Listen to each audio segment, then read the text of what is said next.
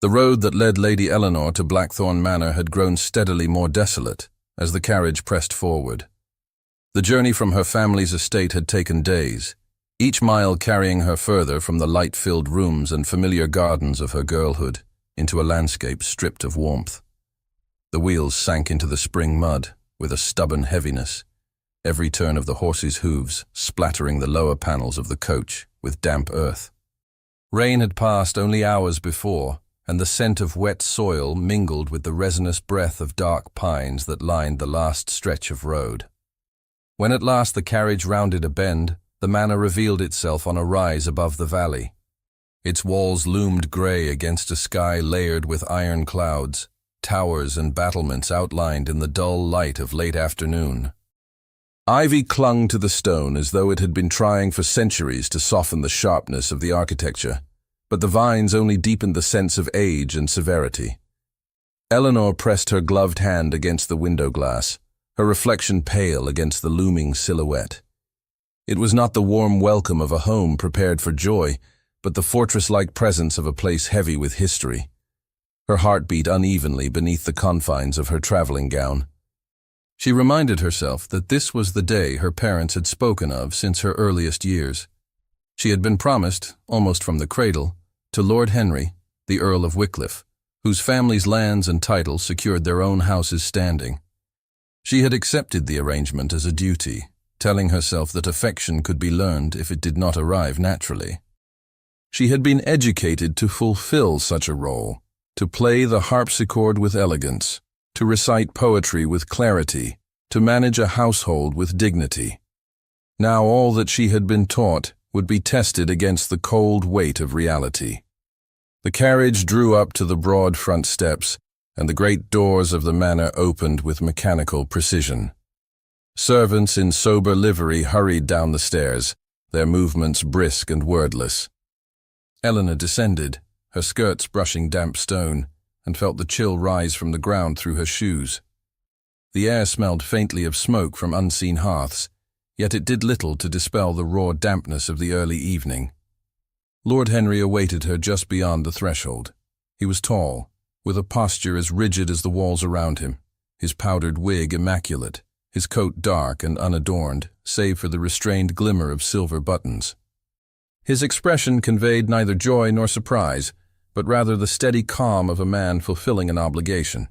He bowed, offered his hand, and led her inside with courtesy that lacked the smallest trace of warmth. Eleanor lowered her gaze and followed, telling herself that this was the manner of noblemen, that tenderness was not to be expected in public. The interior of the manor was vast and dim, lit by scattered candelabra that barely reached the shadowed ceilings. Portraits lined the hall, stern faces of ancestors staring down with the severity of centuries past. The floors gleamed with polish, yet the air was heavy with the scent of age, beeswax, old wood, and the faint trace of damp that no fire could chase away. The servants guided her luggage upstairs as Henry escorted her through the main corridor, pointing out galleries, salons, and chambers with an air of rehearsed precision. His voice was measured, as though he recited a list for her benefit, rather than speaking of his home. Eleanor answered politely, her thoughts inward. She compared the echoing silence of these halls to the bright drawing rooms she had left behind. At her family's estate, laughter and conversation had carried through the corridors, doors left half open, windows thrown wide to admit the breeze. Here, the walls themselves seemed to discourage sound, and every step echoed like a trespass.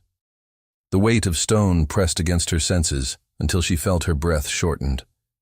At last, she was shown to her chamber, a vast room with a canopied bed and heavy curtains drawn against the dusk. A fire burned low in the hearth, its embers crackling faintly. Eleanor dismissed her maid for the evening, wishing for a moment alone to gather her thoughts. She crossed to the window, pulling aside the curtain with a hand that trembled slightly. The view opened upon the courtyard below, and beyond it, the darkened outline of the stables. The rain-soaked ground reflected the last light of day, the puddles gleaming like broken mirrors. For a time she saw nothing but the wavering shadows of torchlight. Then suddenly, a figure appeared astride a horse at the far edge of the yard. The man sat with a posture wholly unlike Henry's, looser, yet marked by a defiant strength. His clothing was plain, lacking the polish of nobility, but there was nothing uncertain in his stance. Though the distance and the failing light veiled his features, Eleanor felt the intensity of his gaze as though it pierced the dusk. The horse shifted, its breath rising like mist, and still he sat, silent, facing the house with an air of challenge. The sight unsettled her more deeply than the silence of the halls or the cold courtesy of her betrothed. She could not have explained why, but her heart quickened, and she drew back from the window. In the corridor beyond her chamber, she heard the faint murmur of servants, their voices lowered to a conspiratorial hush. Only fragments carried through the heavy door, but she caught the words illegitimate and brother. The rest was lost to distance, yet the meaning struck sharp in her mind. She turned again to the window, her hand gripping the curtain tightly, compelled to look once more toward the shadowed stables. The rider had not moved, his presence as unyielding as the manor itself. A chill ran down her spine, and she could not shake the sense that his watchful silence was not chance, but a force that would not be ignored. The first days within Blackthorn Manor moved forward, with a rhythm as rigid as the stone walls themselves. Eleanor awoke each morning to the sound of servants bustling outside her chamber door, their footsteps carrying trays of bread and watered wine, their whispers clipped and brief. When she descended to the breakfast room, Lord Henry was already seated, his posture faultless, his wig powdered to perfection, his expression calm to the point of stillness. He asked after her comfort, yet his words carried no softness, only the formal inquiry of duty fulfilled. After breakfast, he guided her through the estate, not as a man unveiling a beloved home, but as one presenting an inheritance of weight. They passed along corridors lined with ancestral portraits, their painted eyes stern and unsmiling. He paused before each canvas, naming fathers and uncles, recounting military campaigns, parliamentary achievements, and alliances secured through marriage. The tapestry of his lineage stretched backward through centuries, a legacy of unbroken power. Eleanor listened with courtesy, her lips shaping polite murmurs, though in her heart she felt as though she were being shown not a home, but a history in which she was expected to serve as another silent figure.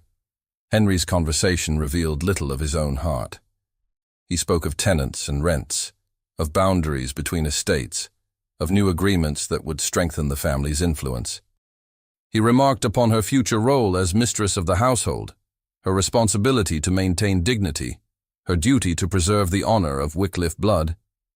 Rarely did his eyes soften, rarely did his voice shift from its measured cadence. The formality of his manner placed a gulf between them, one that no amount of ancestral pride could bridge.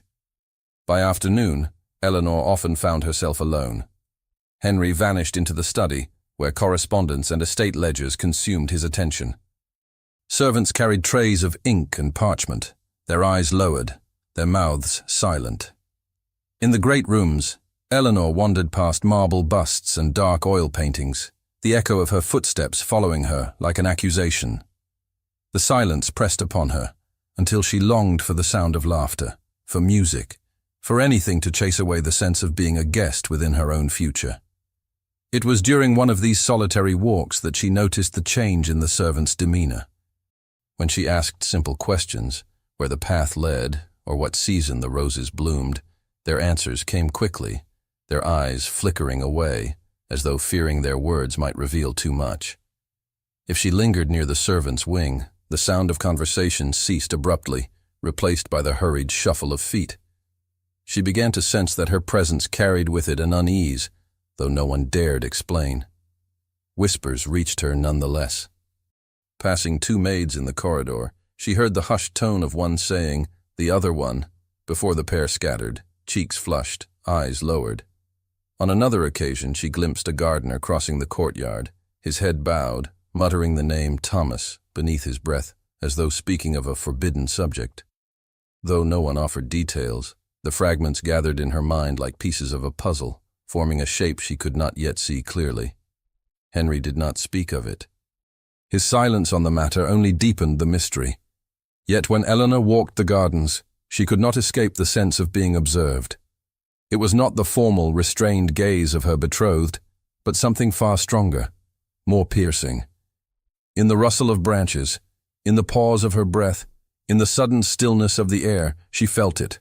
Someone watching, unseen, yet undeniable. One afternoon, while walking along the orchard path, her shoes brushing against damp grass, she bent to lift her gown away from the mud. When she raised her eyes, she saw him. Across the orchard, partly veiled by the shade of twisted apple trees, stood a man. His hair was dark, his clothing plain, his figure taut with the strength of one accustomed to labor rather than ceremony. His posture was proud, his gaze steady, and though the distance lay between them, Eleanor felt it strike her with the force of a confession unspoken. She froze, her breath halting, her hand still gripping the fabric of her gown. The world around her seemed to still, the leaves ceasing their movement, the air heavy with a silence that belonged only to that moment. He did not approach, nor did he turn away. He stood, watching, as though bound to her by something neither of them could deny. Her heart pounded against her ribs, confusion mingling with a current of fear and fascination she could not control. At last she gathered her skirts and turned back toward the house, her steps quick, though her composure remained outwardly calm. The weight of his gaze followed her until she passed through the door, and even then it lingered, refusing to release her. That evening, when she retired to her chamber, the fire glowed low and the window curtain stirred faintly with the wind. She moved to close it, her hand still unsettled by the memory of the orchard. As she reached for the latch, her eyes fell upon something resting upon the sill. It was a flower, freshly cut, its petals unbruised, its fragrance strong. No servant had entered without her knowledge. No hand had left it there but one that moved unseen. She lifted it slowly, her heart trembling with both wonder and dread, knowing it could not have come from Henry.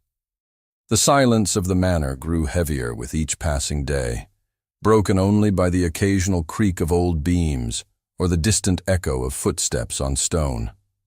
Eleanor felt its weight settle around her like an invisible cloak. The flower upon her sill remained hidden within the folds of her writing desk, concealed from the eyes of servants, and above all, from Lord Henry. Its fragrance had faded, but the memory of how it came to her window lingered with a force she could not shake. In the corridors, the whispers that had once fallen silent when she approached now grew bolder, though still careful. She caught glances exchanged between the maids, eyes darting toward her, then toward the darker wings of the house.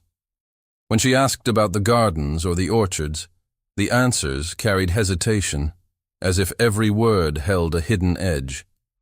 The air in those halls seemed alive with murmurs of things unsaid, secrets that clung to the stone walls as stubbornly as ivy. Henry's presence provided little comfort.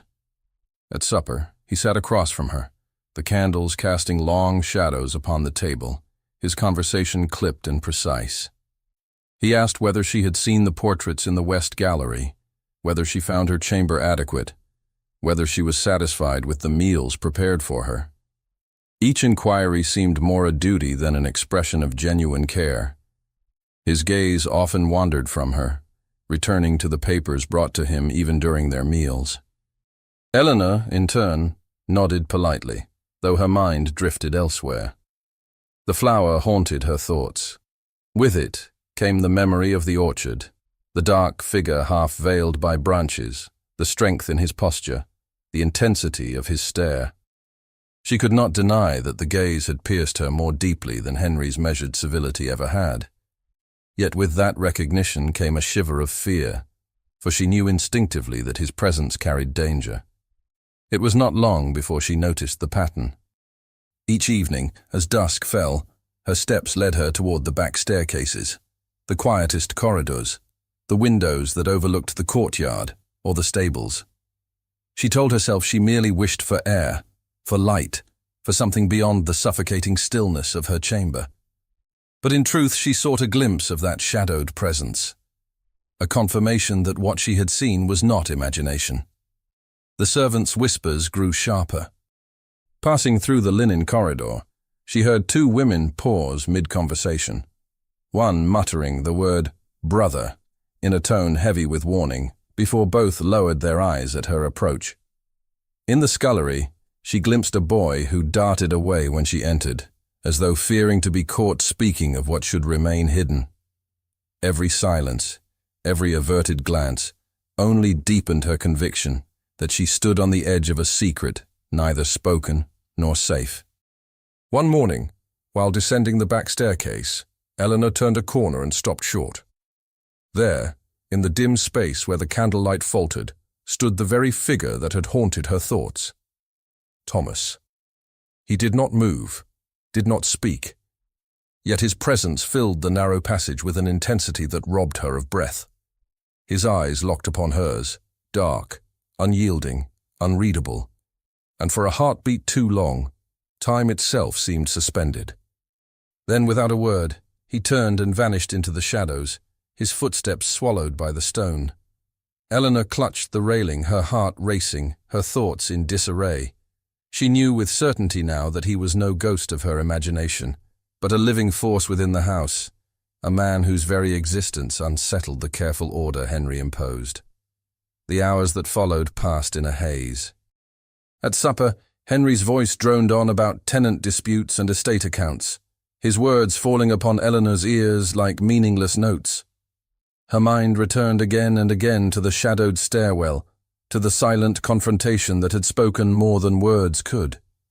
She felt the ground beneath her shifting, as though the house itself concealed a current too strong for her to resist. That night, unable to sleep, Eleanor paced her chamber. The moon cast a pale glow through the window, illuminating the courtyard below. She pressed her palm against the cold glass, listening to the silence of the manor. Then came the sound, shouts, sharp and urgent, echoing across the stone. She flung the curtain wide. In the courtyard, torches flared, their light dancing wildly against the dark. Henry stood with servants gathered around, his voice raised in command, the stern authority of a master whose control must not falter. Yet the true focus of the chaos stood apart. Thomas, his figure lit in flashes as he struggled with a horse gone wild. The animal reared, hooves striking the air, but Thomas held fast, his strength evident in every taut line of his body. For a breathless moment, Eleanor watched him wrestle the beast into submission, his defiance a challenge not only to the animal but to the order Henry sought to impose. As the horse stilled beneath his hand, Thomas lifted his gaze. Torchlight caught his face, and his eyes found hers in the window above. Her breath faltered, for in that look burned something neither silence nor distance could conceal. The announcement of the ball came with the formality of an edict. Lord Henry informed Eleanor at breakfast, his voice steady, his manner composed, as though the decision had already been carved into the stone of the manor itself. He declared it necessary to present her to society not merely as his guest, but as his promised wife, the future Countess of Wycliffe. The words were not an invitation, nor even a discussion. They were an instruction, an act of duty imposed upon her without question. From that moment, the household prepared with restless urgency. Servants hurried through corridors carrying candelabra, polishing silver until it gleamed, and unrolling carpets across the cold floors of the great hall. The air filled with the scent of wax and wine, mingled with the faint smoke from countless hearths kindled to warm the cavernous rooms. Eleanor watched this tide of activity with a heart that beat unevenly, for she understood that the ball would place her life upon display. Every guest would look upon her as Henry's possession. Every bow and curtsy, a reinforcement of the contract that bound her. On the day itself, Eleanor was dressed in silk the color of ivory, her gown heavy with the weight of brocade, her hair arranged with precision. The mirror showed her a figure worthy of admiration, yet her eyes betrayed unease, and the flush upon her cheeks came not from joy but from the pressure of expectation. As the hour of evening approached, the sound of wheels and hooves echoed against the manor walls. Carriages arrived in procession, each bearing noble guests whose names carried power and influence. The great hall, when filled, blazed with light. Chandeliers dripped with candles, their glow reflected in gilt mirrors. Musicians played from the gallery above, their strings weaving patterns of elegance. The room swelled with gowns of silk, velvet coats, powdered wigs, and jeweled fans. The air shimmered with perfume and wine, with the low murmur of conversation rising and falling like a tide. Eleanor, standing at Henry's side, felt herself an ornament set upon a pedestal, her smile arranged, her posture unyielding. Henry received his guests with the courtesy of a man fulfilling his duty, introducing Eleanor as though she were a finely wrought treasure. Words of admiration surrounded her grace, her beauty, her good fortune. Yet beneath the surface she detected the sharper edge of calculation. The men spoke of dowries and lands. The women measured her with eyes that sought weakness. The elderly nodded with satisfaction at the alliance confirmed by her presence. It was as if her heart did not exist, only her value. As she moved through the hall, the press of admiration grew suffocating. Every word seemed to remind her that she was here not as herself, but as a promise, a contract, a vessel for legacy. She longed for a single breath of air untainted by expectation. Yet the walls offered no escape, and Henry's hand upon hers was a weight that bound her more securely than chains. But even in the midst of the glittering throng, Eleanor felt it again. That other gaze, sharp as flint, cutting through the haze of admiration. Her eyes, against her will, sought its source. And there, beyond the circle of gilded guests, half hidden in the shadowed gallery above, she saw him. Thomas. He was not dressed for the occasion, nor welcomed among the assembly, but he stood nonetheless, his presence defiant, his eyes fixed upon her with a fire that no one else dared display. The music swelled, couples moved to the floor, silk skirts sweeping, heels striking polished wood in rhythm. Eleanor moved as expected, her hand in Henry's, her face composed, her body executing every step she had been trained to master. Yet each turn of the dance, each note of music, felt hollow beside the awareness of that figure in the shadows. The air seemed to thrum with a silent challenge that no one else perceived, as though every glance he cast burned itself upon her skin. When the dance ended, Henry guided her to the dais where a table had been set for the hosts. He lifted his glass, his voice carrying across the hall, announcing with solemn authority the union that would soon be sealed. The crowd answered with applause, the sound of approval rising like a tide of inevitability. Eleanor inclined her head, her smile measured, her heart trembling. But in the instant her eyes lifted from the glittering company, she found him again. Thomas, still in the gallery, his expression carved from iron, his jaw set, his eyes locked upon her with a force that made her breath falter. The applause faded around her, muffled and distant, for in that gaze lay something far stronger than duty, something that struck her with the certainty of a storm yet to come. The days after the ball unfolded with a peculiar slowness, as though the manor itself were holding its breath. The great hall, so recently filled with music and the rustle of silk, now lay silent, its chandeliers extinguished, its polished floors echoing only with the steps of servants clearing away the remnants of festivity. Yet within Eleanor's chest, a different rhythm pulsed, quick and restless, refusing to quiet. Henry had resumed his routine with undisturbed composure. He returned to his study, spending long hours with correspondence and accounts, as though the ball had been nothing more than a task completed, another entry in his ledger of obligations. When he appeared for meals, his conversation turned once again to matters of land and lineage. His questions to Eleanor were brief, his tone polite, yet detached. He neither noticed nor cared for the shadows beneath her eyes, or the way her hands trembled when she lifted her wine. Left to herself, Eleanor's footsteps carried her with growing frequency toward the places where silence lingered, gardens untended since the rains, the ruined fountain at the edge of the lawn, the orchard heavy with the scent of damp earth.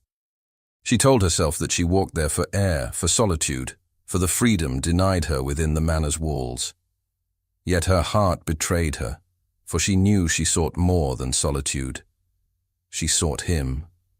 It was in the stables first that she caught sight of him again.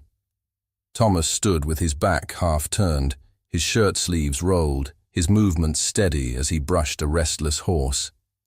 The air smelled of hay and leather, and the low sound of his voice reached her, soothing the animal with a quiet firmness.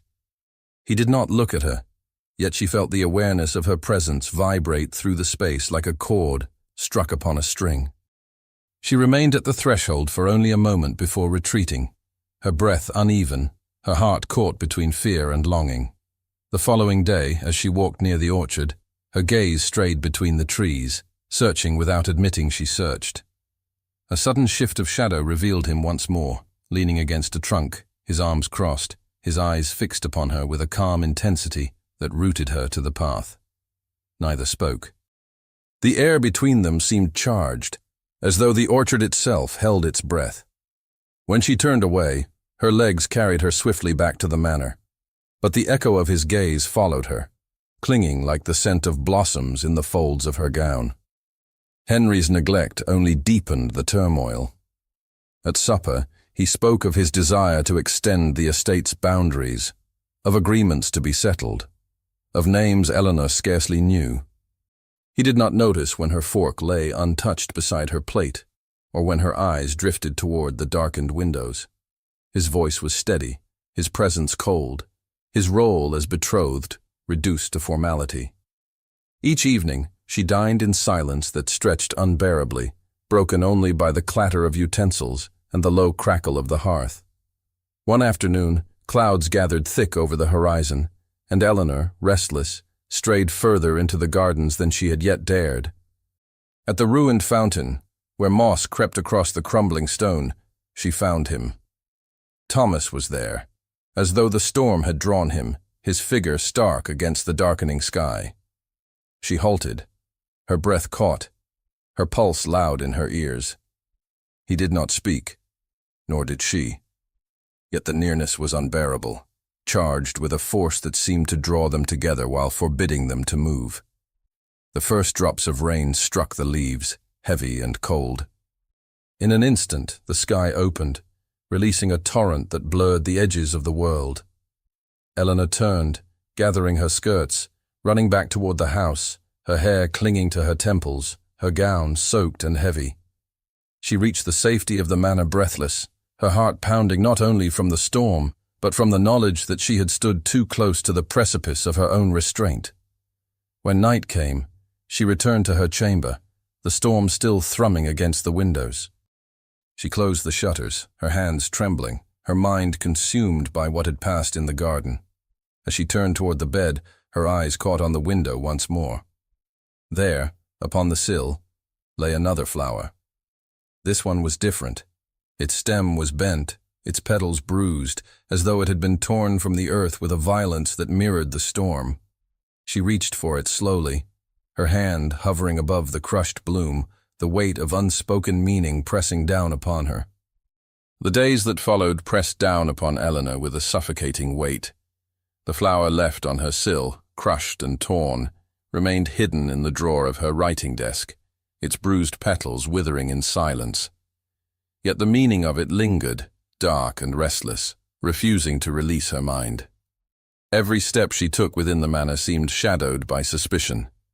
Every glance from a servant carried with it an edge sharper than before, as though eyes and ears throughout the house had grown keener. Eleanor's composure faltered under the scrutiny. She tried to move with the same calm grace she had been trained to uphold.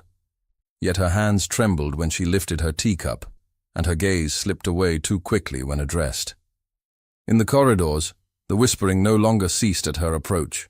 Instead, voices lowered only slightly, their tones tinged with the certainty of knowing more than they dared say aloud. Henry noticed. Though slow to sense subtleties, he could not remain blind forever to the unease that rippled through his household. At supper, his eyes lingered upon her with an intensity colder than before, his questions more pointed. He asked why she wandered the gardens so often, why her cheeks bore the flush of exertion, why her appetite had dwindled. His tone was outwardly polite, yet beneath it simmered a restrained anger, as though he sought confirmation of a betrayal he dared not yet name. Eleanor could not answer with truth. She bowed her head, offered vague responses, and felt her throat tighten beneath the weight of his scrutiny. The meal passed in silence, broken only by the sound of knife upon plate, the low crackle of the fire, and the unspoken tension that filled the air between them. Later that evening, as she walked through the gallery, she found herself drawn to the windows. Outside, the courtyard lay washed in pale moonlight, the stones damp from a recent rain. She lingered there, her eyes roaming over the shadows cast by the stables. It was then that Henry entered, his footsteps sharp upon the wooden floor. He stopped behind her, and for a moment she felt his gaze upon her back. Slowly, his eyes followed the line of her own toward the courtyard. The silence thickened, unbearable. Eleanor's breath caught, for she knew what he must see. Below, in the open space of the yard, stood Thomas. His figure was clear in the moonlight, his stance proud, his face turned upward as though in open defiance. Eleanor's heart lurched in her chest. She tried to turn away, but it was too late. Henry's eyes hardened. Though he spoke no word, the truth was written upon his face, the truth of where her attention had strayed, of what her silence concealed. The humiliation struck him like a blow, though he masked it behind a stillness more dangerous than rage. He turned from the window with rigid composure, but the air between them froze, heavy with the knowledge that her loyalty was now in question. From that night forward, Henry's civility carried a new edge. His politeness became sharp, his words measured but cold. He no longer asked about her comfort without hidden meaning. Each inquiry seemed to press against her with suspicion. Eleanor felt her world contract. She could not walk the gardens without the quiet presence of a servant behind her. She could not pass through a corridor without sensing eyes upon her.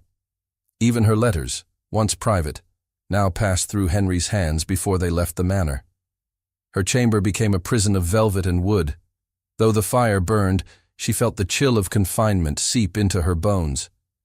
The whispers of the servants, the silent watchfulness of Henry, the memory of Thomas's defiance, all pressed upon her until she scarcely knew whether the beating of her heart was her own, or the echo of footsteps closing in.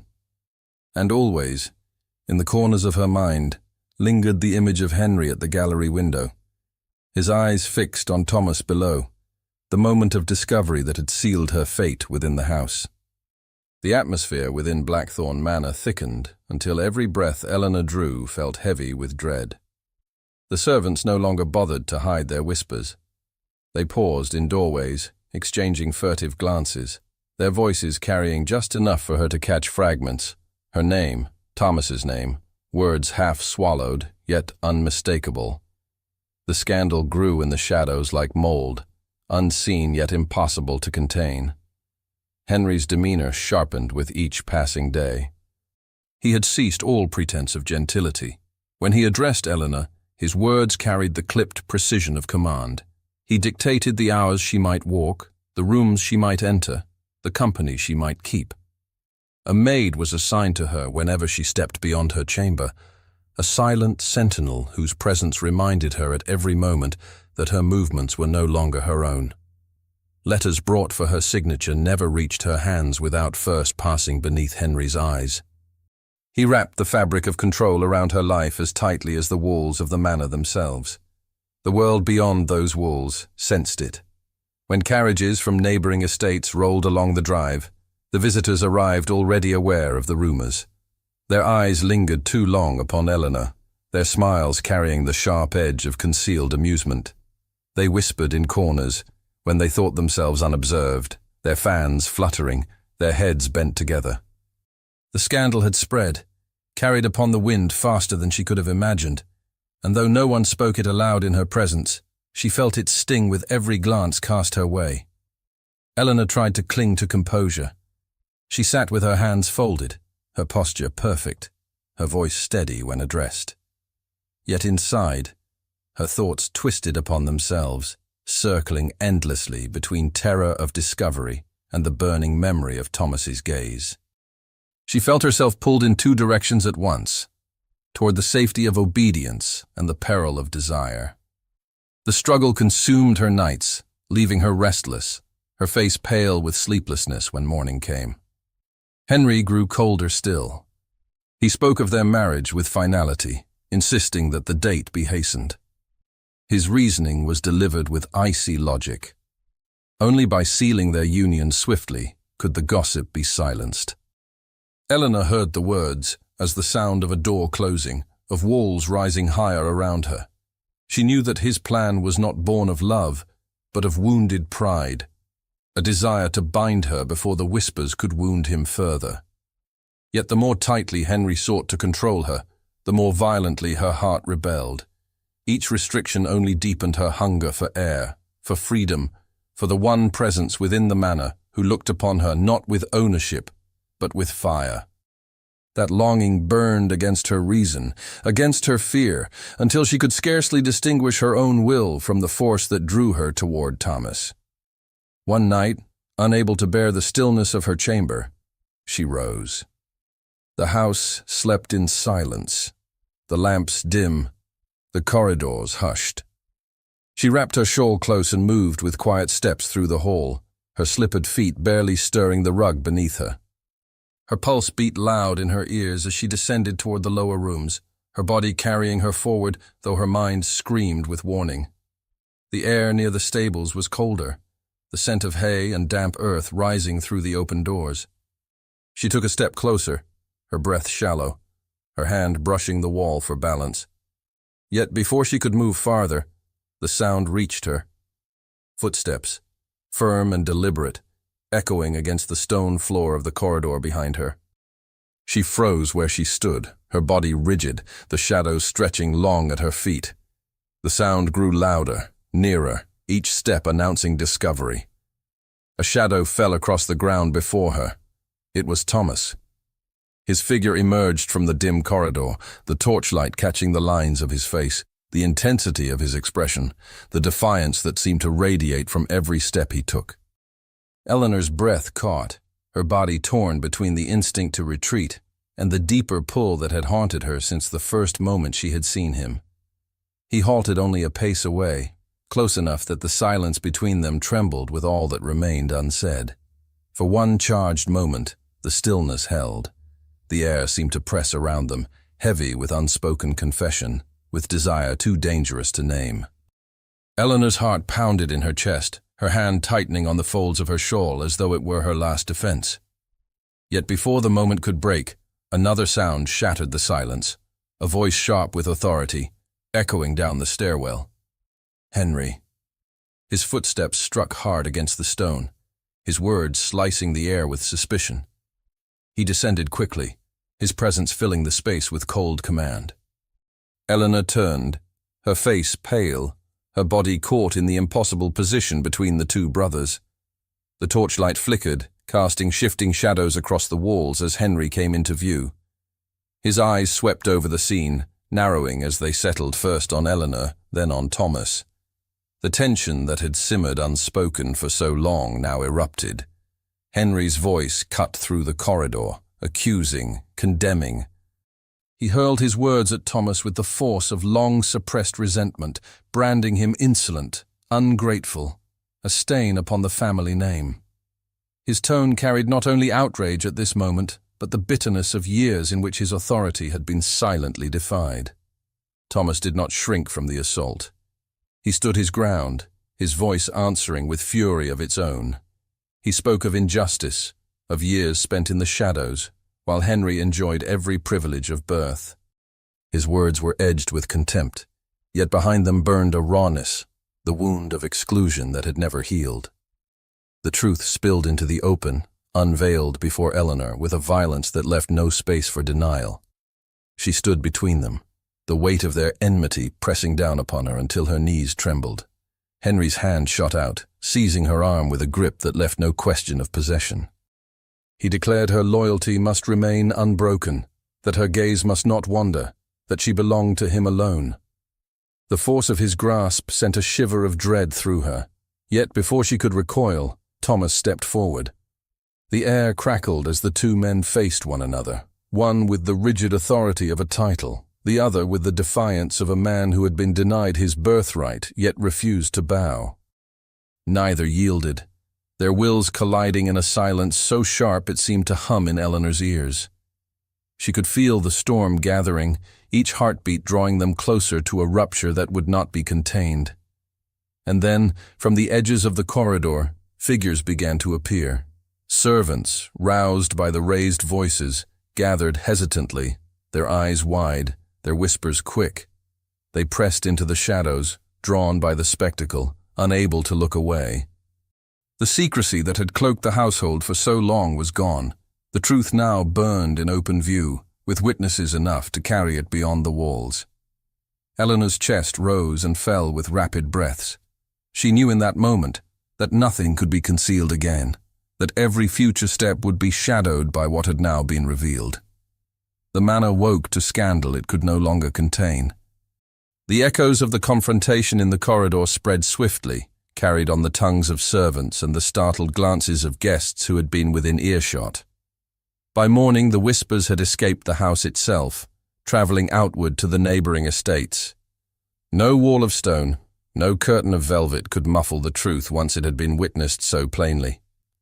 Eleanor felt it in the way every gaze lingered upon her with questions unspoken, in the way every murmur ceased when she entered a room. Henry's pride had been wounded in the most public of ways. His composure, once his greatest armor, became the mask of his fury. He moved through the halls with the stride of a man who had been mocked before his own household. His words were cold, his silence colder still, yet beneath both lay a sharpened cruelty.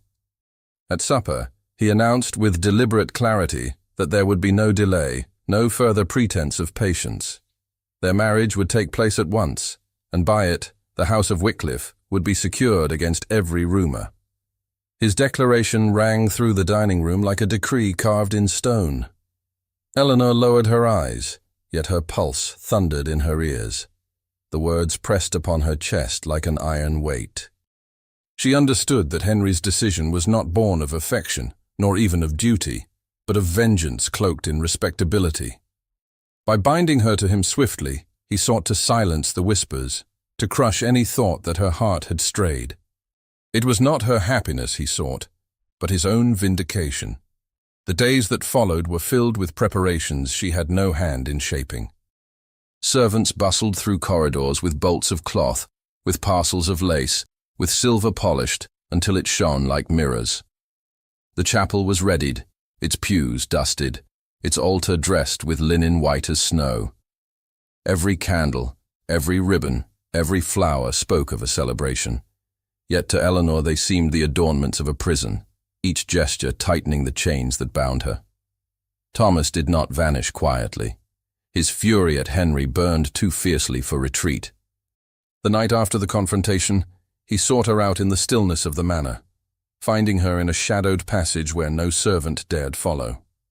His voice, low but trembling with intensity, confessed the torment that had driven him, the dangerous passion that had turned his every glance into a betrayal. He admitted that he had left the flowers, that he had watched her not to shame her but because he could not resist the pull of her presence. His words, raw and unguarded, fell upon her like sparks upon dry kindling. Eleanor's body shook with the force of his confession. She knew the peril, the ruin such sentiments carried, yet she could not deny that her heart had long understood what her lips dared not speak. The fire between them was real, undeniable, a truth that burned even as it threatened to destroy them both. But Thomas's plea did not end with admission. He begged her not to surrender herself to a loveless future, not to bend beneath Henry's will. He urged her to claim her own freedom, even if it meant defying the weight of society.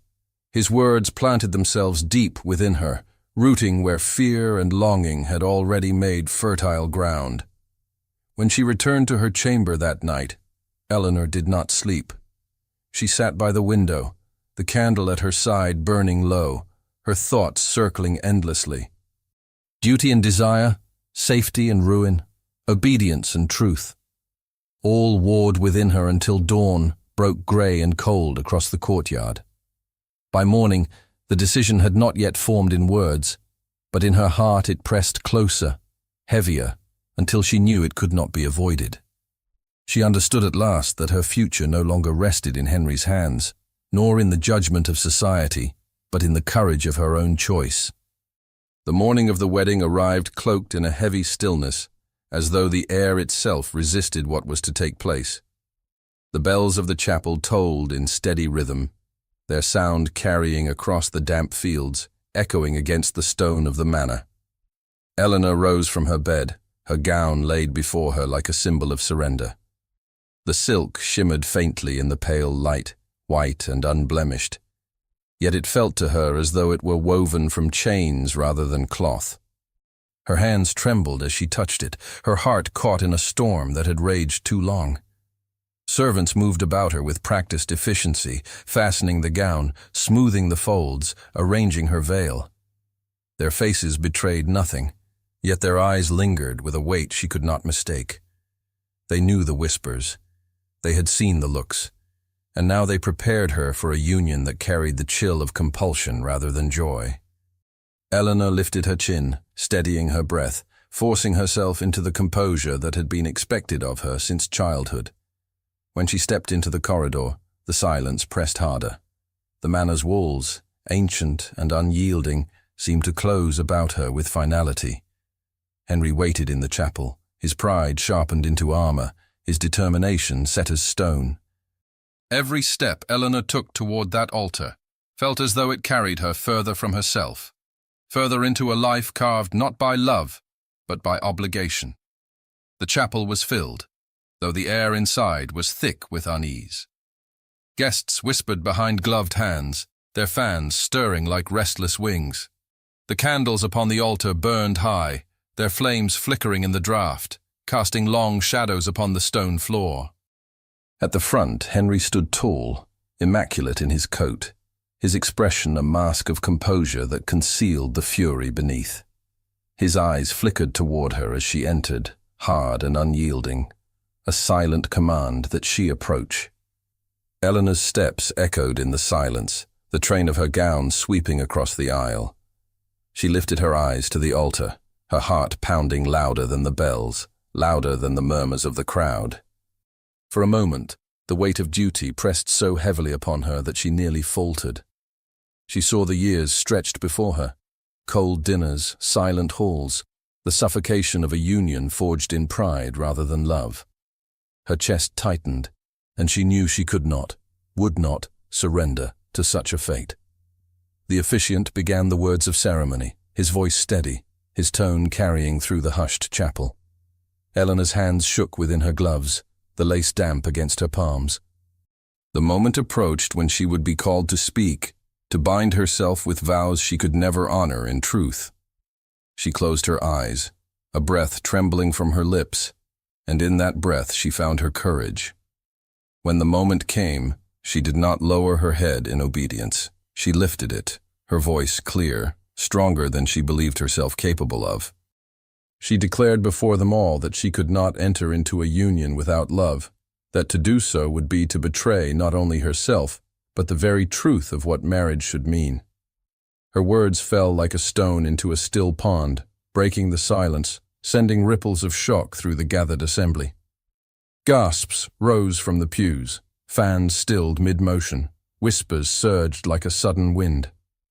Henry's composure shattered in an instant, his face flushing with rage, his lips tightening as he struggled to master himself before so many eyes. Yet Eleanor did not waver.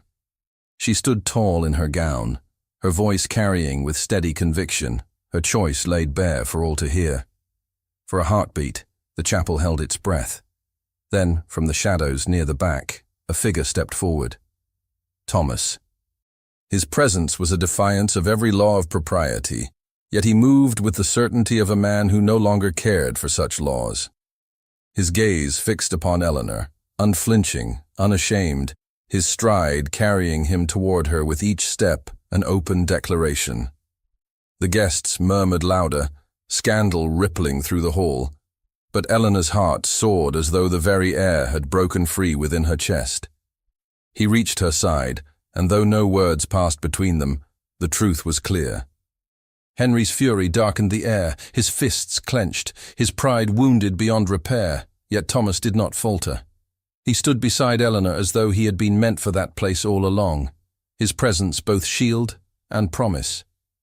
Eleanor's hand, trembling still, found his, and the contact was a release, a liberation, a vow stronger than any uttered by ceremony. The officiant's words faltered, lost amidst the uproar. Guests turned, some with outrage, others with awe, all with the certainty that they were witnessing a moment that would be spoken of for years. Yet Eleanor did not hear their whispers, nor did she see their stares. She felt only the steady warmth of Thomas's hand, the strength of his presence, the freedom in her own choice.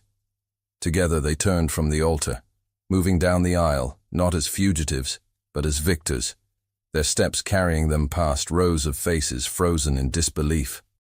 The great doors of the chapel swung wide, and they stepped into the open air. The bells still tolled, but their sound no longer weighed heavy. It rang with the clarity of triumph, a chorus to the choice she had made. The sky stretched wide above them, the clouds parting to reveal a sudden brightness, as though even the heavens acknowledged what had been done. Eleanor's veil lifted in the breeze, her gown trailing like a banner of defiance.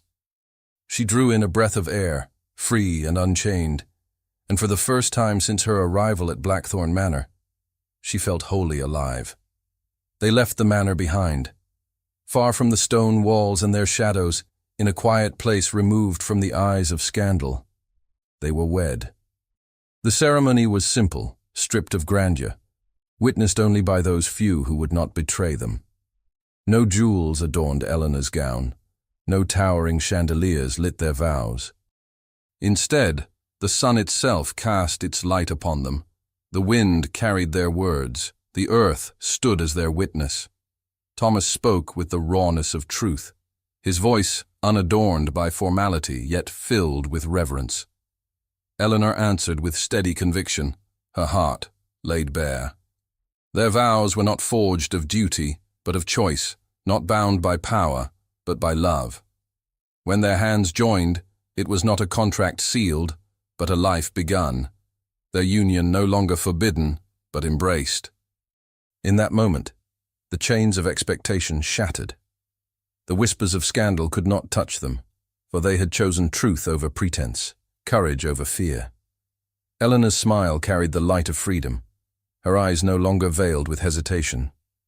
Thomas's gaze, once shadowed by bitterness, softened with the clarity of a man who had at last claimed both love and dignity. Their life began not in grandeur, but in simplicity, and in that simplicity lay its beauty. No longer confined by the cold formality of Henry's halls, they walked forward together into a future of their own making. Love had triumphed over pride, truth over silence, freedom over chains. Eleanor had come to Blackthorn Manor bound by duty, her life shaped by the will of others.